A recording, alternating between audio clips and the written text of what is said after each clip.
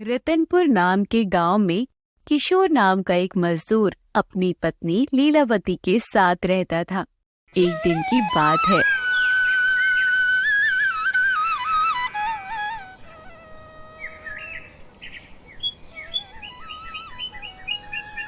किशोर तैयार होकर अपने घर से बाहर निकल रहा था। तभी उसकी पत्नी लीलावती की पीछे से आवाज आती है, अरे सुनिए जी, आप ये सुबह सुबह कहाँ निकल रहे हो? आपको तो सेठ ने काम से निकाल दिया था ना। हे भगवान, मेरी तो किस्मत ही खराब है जो इस गरीब मजदूर से मेरी शादी हो गई। जब से मैं इस घर में आई हूँ, अच्छा खाना खाने के लिए तरस गई हूँ। तुम चिंता मत करो लीलावती, भगवान पर भरोसा रखो। आज के दिन सेठ ने 20 मजदूर को फैक्ट्री पर बुलाया है और जो मजदूर फैक्ट्री सबसे पहले पहुंचेगा उसे सेठ काम पर रख लेगा और उसकी तनख्वाह भी दोगुनी कर देगा। मुझे भी वहां जल्द से जल्द पहुंचना है। अगर मुझे आज काम मिल गया तो आज रात पनीर की सब्जी और कचौरी ही बनाना। यह बात बोलकर किशोर अपने घर से निकल गया। कुछ दूर चलने के बाद किशोर ने देखा गांव के चौराहे पर पेड़ के नीचे एक बच्चा रो रहा है और वहां से जो भी लोग जा रहा था उसे देख रहा था। तभी किशोर सोचता है, कोई इस बच्चे के पास रुक क्यों नहीं रहा है? हाँ, सभी मजदूर को जल्द से जल्द फैक्ट्री पहुंचना है। इसी कारण मुझे लगता है इस बच्चे पर कोई ध्यान नहीं दे रहा है। पर यह बच्चा मुझे अपने गांव का तो नहीं लग रहा है, पर दिखने में ये बच्चा अच्छे घर का तो लगता है। लेकिन मुझे भी फैक्ट्री जल्द से जल्द पहुंचना है। लेकिन इस बच्चे को अकेले भी तो नहीं छोड़ सकता। तभी किशोर उस बच्चे के पास जाता है और बोलता है, अरे बेटा, कौन हो और यहाँ क्या कर रहे हो तुम? पहले आप बताइए, आप कौन? मैं किशोर। और तुम कौन बेटा? मैं महादेव। अरे वाह, ये तो भोलेनाथ का नाम है। पर बेटा, तुम कौन हो? इस गांव के तो नहीं लग रहे हो। मैं चुड़ैल हूँ। बेटा, तुम्हारे जैसा इतना सुंदर बच्चा चुड़ैल थोड़े ही ना हो सकता है। पर मैं तो चुड़ैल ही हूँ। तुम कौन हो? अरे कैसा बदतमीज बच्चा है भाई। अभी तो बताया मैं किशोर हूँ, पर तुम कौन हो? मैं रोहन हूँ। पर मैंने तो तुम्हारा नाम पूछा ही नहीं। कैसा लगा मेरा मजाक? किशोर को वे बच्चा बहुत ही अच्छा लगता है, क्योंकि बच्चा अपने माता पिता से अलग होने के बाद भी बहुत खुश दिख रहा था। किशोर ने बहुत ही सोच समझ कर पूछा, बेटा, तुम्हारे मम्मी और पापा कहाँ है? क्या अंकल, वो अपने घर पर होंगे ना। पर तुम्हें अपने मम्मी पापा के साथ घर पर रहना चाहिए ना, और यहाँ क्या कर रहे हो? क्योंकि मैं अपनी मम्मी और पापा से नाराज हूँ। अच्छा, तो ये बात है। पर क्यों? वो हर समय मुझ पर गुस्सा करते रहते हैं। तो क्या तुम्हारे पिताजी यहाँ पर तुम्हें लेने आएंगे? हाँ, उनका इकलौता बेटा जो हूँ। यह बात सुनकर किशोर सोचता है, ये बच्चा तो बहुत ही ज्यादा शैतान है। मुझे तो लगता है इसके मम्मी और पापा को ये बात पता है कि ये यहाँ पर है। मुझे यहाँ से चलना चाहिए, नहीं तो बहुत ज्यादा देर हो जाएगी। अच्छा तो सुनो बेटा, तुम अपनी मम्मी पापा का इंतजार करो। कोई ना कोई तुम्हें तुम्हारे घर से लेने जरूर आएगा। मैं चलता हूँ। इतना बोलकर किशोर वहाँ से आगे की ओर निकल जाता है। पर कुछ दूर चलने के बाद वह रुक जाता है। फिर पीछे मुड़कर देखता है तो वह हैरान हो जाता है, क्योंकि रोहन उसके पीछे पीछे आ रहा था। अरे बेटा, तुम मेरे पीछे क्यों आ रहे हो? तुम वहीं पेड़ के नीचे सही थे। तुम्हारे मम्मी और पापा आ ही रहे होंगे। नहीं, मैं तो तुम्हारे साथ ही जाऊंगा। अरे बेटा, मुझे फैक्ट्री जल्द से जल्द पहुंचना है। और हाँ, तुम्हारा वहाँ तो कोई काम नहीं। नहीं, मुझे तो तुम्हारे साथ ही जाना है। फिर किशोर आगे की ओर निकल जाता है और रोहन भी उसके पीछे पीछे आने लगता है।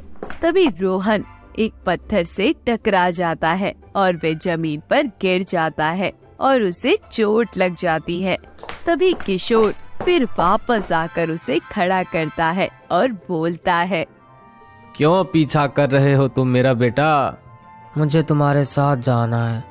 पर मैं तो काम से जा रहा हूँ ना, कोई घूमने थोड़ी ना जा रहा हूँ। मुझे भी तुम्हारे साथ ही चलना है। यह बात बोलकर रोहन जोर जोर से रोने लगता है।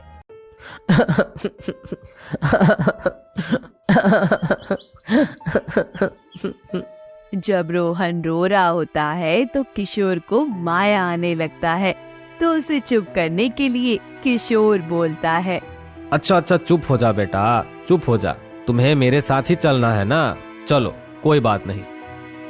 तभी किशोर रोहन का हाथ पकड़ लेता है, उसे अपने साथ लेकर आगे की ओर चलने लगता है। कुछ दूर चलने के बाद रोहन रास्ते में रुक जाता है। तभी किशोर बोलता है, अरे भाई अब तुम्हें क्या हुआ? जल्दी चलो, मुझे लेट हो रही है। मुझे सुसु करने जाना है। अरे भाई ये क्या बात हुई? अरे आपको सुसु नहीं पता? मुझे वॉशरूम करने जाना है। अब ये वॉशरूम क्या है? मुझे तो कुछ समझ नहीं आ रहा। मुझे पेशाब करना है। अच्छा तो ये बात है, तो ऐसे बोलो ना। क्या बेटा तुम भी? तभी किशोर बच्चों को कुछ दूर और आगे ले जाता है और एक पेड़ के साइड में खड़ा कर देता है और बोलता है, लो भाई कर लो तुम यहाँ पर सुसु। मुझे यहाँ पर नहीं करना है, मुझे तो वॉशरूम में जाना है। देखो बेटा, इस जंगल में तुम्हें कोई वॉशरूम नहीं मिलने वाला। चलो कर लो तुम यहीं पर, हमें देर हो रही है, फैक्ट्री भी जाना है। नहीं, मैं यहाँ नहीं करने वाला सुसु। अरे बेटा अब मान भी जाओ, काहे इतना परेशान कर रहे हो? चलो ठीक है सुसु कर लो, हम तुम्हें चॉकलेट खिलाएंगे। सच में? ठीक है, फिर मैं जाता हूँ। तभी रोहन सुसु करने चला जाता है। फिर कुछ देर बाद रोहन और किशोर दोनों फैक्ट्री की ओर निकल जाते हैं। जब वे फैक्ट्री पहुंचता है तो देखता है फैक्ट्री के गेट पर पहले मजदूर पहुंचकर धरना दिए हुए हैं। तभी एक मजदूर बोलता है, मुझे भी इंसाफ चाहिए। यहाँ पर तो इन लोगों की सुनने वाला कोई नहीं है। ऐसे माहौल में रोहन के साथ मेरा यहाँ रुकना ठीक नहीं। तभी किशोर रोहन का हाथ पकड़ लेता है, वहाँ से घर की ओर जाने लगा और सोचने लगा अपने मन में, मुझे तो कुछ समझ नहीं आ रहा कि अब इस अकेले बच्चे को मैं कहाँ छोड़ूं। इस बच्चे की वजह से मैं फैक्ट्री भी बहुत देर से पहुंचा। अगर अब इस बच्चे को कुछ हो गया तो इल्जाम मुझ पर ही लग जाएगा। यह बात सोचते सोचते किशोर एक सुनसान जंगल में पहुंच जाता है और रोहन से कहता है, बेटा तुम्हें क्या भूख लगी है? हाँ, मुझे बहुत जोर से भूख लगी है। ठीक है तुम यहीं पर रुको, मैं तुम्हारे लिए कुछ खाने के लिए लेकर आता हूँ। इतना बोलकर किशोर एक दुकान से जाकर कुछ खाने का सामान लेकर और वापस रोहन के पास आकर बोलता है, ये लो बेटा, जब तक तुम ये खाओ मैं तुरंत फिर आता हूँ। बेचारा रोहन को बहुत जोर से भूख लगा था, वह खाने लगा और किशोर वहाँ से चला गया। वह चलते चलते काफी दूर चला आता है। अरे मैंने ये क्या कर दिया? एक मासूम बच्चा को अकेले जंगल में छोड़ आया। बेचारा खुद माँ बाप से बिछड़ा हुआ है। इतना बात सोचकर किशोर फिर रोहन के पास चला आता है। तभी वह देखता है रोहन के आसपास कुछ बदमाश खड़े हैं। तभी किशोर को यह संदेह होता है, कहीं रोहन को ये लोग किडनैप तो नहीं करने के लिए आए। तभी किशोर रोहन से बोलता है, अरे बेटा तुम ठीक तो हो ना? मुझे थोड़ा आने में देर हो गई। लोगों ने तुम्हें परेशान तो नहीं किया ना? किशोर को देखकर रोहन जोर जोर से रोने लगता है। आप कहाँ चले गए थे? ये लोगों ने मुझे बहुत ज्यादा परेशान किया। मुझे बहुत ही ज्यादा डर लग रहा था। चुप हो जाओ बेटा, तुम्हें डरने की कोई जरूरत नहीं। अब तुम्हें छोड़कर मैं कहीं नहीं जाने वाला।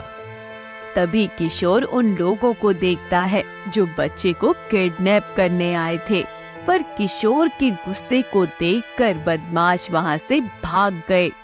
पता नहीं ये किसका बच्चा है, पर अब इसको अकेले नहीं छोड़ूंगा जब तक इसके मम्मी और पापा के हवाले नहीं कर देता। कुछ देर के बाद किशोर भी वहाँ से आगे की ओर निकल जाता है। अभी रास्ते में किशोर को उसका दोस्त मिलता है और किशोर से कहता है, अरे किशोर भाई, ये बच्चा कौन है तुम्हारे साथ? थोड़ा रुको नंदलाल भाई, मुझे जरा सांस लेने दो। मैं तो ये नहीं जानता कि ये बच्चा कौन है। ये मुझे रास्ते में अकेला बेचारा मिला। अरे भाई, अभी अभी अपने गांव में कुछ लोग बोल रहे थे कि फैक्ट्री का मालिक का बेटा खो गया है। कहीं ये बच्चा वही तो नहीं? ये बात तो मुझे नहीं पता भाई, चलो वहीं पर जाकर पूछते हैं। तभी दोनों दोस्त रोहन को लेकर फैक्ट्री की ओर निकल जाते हैं। जब वे फैक्ट्री के मालिक के पास पहुंचते हैं, तभी किशोर देखता है फैक्ट्री का मालिक सभी लोगों पर गुस्से से आग बबूला हो रहा था।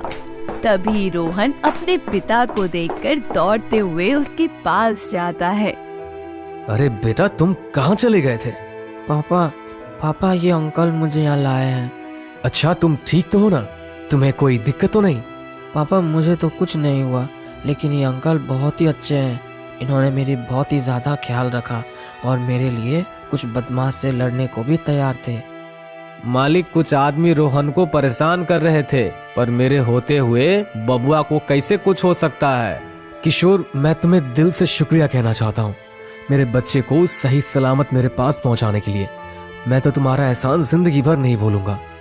नहीं मालिक, आप ऐसा बोलकर मुझे शर्मिंदा ना करें। मैंने आपका नमक खाया है मालिक। मैं पहले आपकी ही फैक्ट्री में काम करता था, पर आज सब कुछ जब काम मिलने वाला था तब मैं देर से पहुंचा। किशोर की ये बात सुनकर मालिक हंसने लगा। देखो किशोर, कर भला तो हो भला। तुम मेरे बेटे को सही सलामत मेरे पास पहुंचाए हो, इसका एहसान तुम्हें नहीं उतार सकता, पर आज से ही तुम्हारा काम तुम्हें लौटा देता हूं। और हाँ, तुम्हारे इस महीने की सैलरी भी दुगनी हो गई। किशोर सेठ की बात सुनकर बहुत ही ज्यादा खुश हो जाता है और खुशी खुशी अपने घर लौट जाता है और आते समय अपने घर के लिए मिठाइयाँ, पनीर अपनी पत्नी के लिए लेकर आता है। जब वह अपने घर पहुंचता है तो किशोर के हाथ में सामान की थैली देखकर उसकी पत्नी बोलती है, ये आप क्या लेकर आए हैं? अरे, मैं तुम्हारे लिए पनीर, मिठाई, साड़ी लेकर आया हूँ। तुम ही तो सुबह में बोल रही थी ना, बहुत दिन हो गए अच्छा खाना खाए हुए। दुख भरे दिन गयो रे भैया, सुख भरो दिन आयो रे। किशोर अपनी पत्नी को सारी बात डिटेल में समझाता है। तभी उसकी पत्नी बोलती है, कर भला तो हो भला।